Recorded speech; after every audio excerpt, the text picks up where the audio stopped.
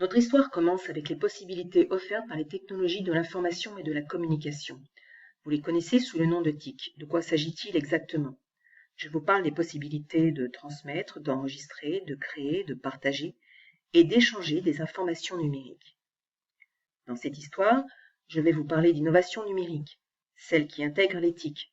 Je vous parlerai aussi de pratiques et d'activités humaines. Je situe notre histoire dans le secteur du marché de l'édition scolaire. Vous me suivez? Qui produit les manuels scolaires en France? Ce sont traditionnellement des éditeurs scolaires privés. Ces éditeurs proposent désormais des manuels scolaires papier et numériques. Les plus sophistiqués de ces manuels numériques n'ont plus rien à voir avec le papier. En effet, ils sont interactifs, enrichis et personnalisables. Ils intègrent de plus en plus de médias, de propositions d'activités ou encore d'outils bureautiques, collaboratifs et de partage.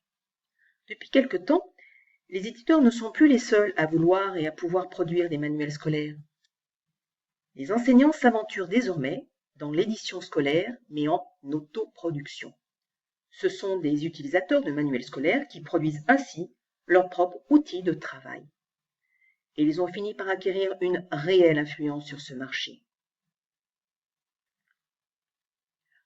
Souvenez-vous des innovations dont je vous ai parlé. Celles de nature numérique et d'usage. Ce sont elles qui vont assurer un renouvellement de la filière du livre scolaire. Elles modifient les méthodes de production et de distribution. Ce sont elles qui modifient également les méthodes de travail des éditeurs et des enseignants-éditeurs. Ces enseignants-éditeurs, ce sont ceux par exemple de l'association Césamat. Ils ont choisi de produire des manuels scolaires de manière collaborative. Ils ont choisi de les diffuser gratuitement, sous licence libre et avec des formats ouverts. C'est-à-dire que tout utilisateur, qu'il soit enseignant, élève ou parent, vous ou moi, est libre de personnaliser et de rediffuser ces manuels. Les éditeurs scolaires proposent quant à eux un modèle payant et soumis à un régime de droit d'auteur. Quelles sont ici les innovations à l'œuvre? Les enseignants-éditeurs s'engagent dans le mouvement de l'innovation de la propriété intellectuelle et de celle des modèles économiques. La rupture n'est pas franche entre les non-professionnels de l'édition et les éditeurs traditionnels. On constate que des partenariats sont mis en place entre ces deux types d'éditeurs. Ils se répartissent certaines fonctions de la chaîne de valeur éditoriale. Et nous voilà vers la fin de notre histoire, mais pas de l'histoire. Que retenir de tout cela? L'innovation est plurielle. C'est un processus ou le résultat de ce processus.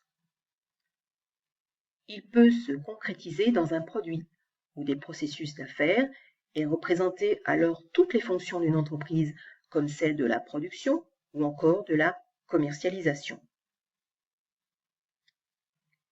Nous avons compris que c'est un processus collectif, que c'est une affaire d'activité humaine qui révèle le jeu d'acteurs qui sont sous tension. L'innovation est liée à un contexte et est une adaptation continue à ce dernier. Ce contexte est fait de contraintes et de ressources. Les innovations sont créatrices de valeurs plurielles. Parmi ces valeurs, nous avons celle de la reconnaissance de ce qui a été fait. On trouve aussi celle concernant la légitimité des novateurs.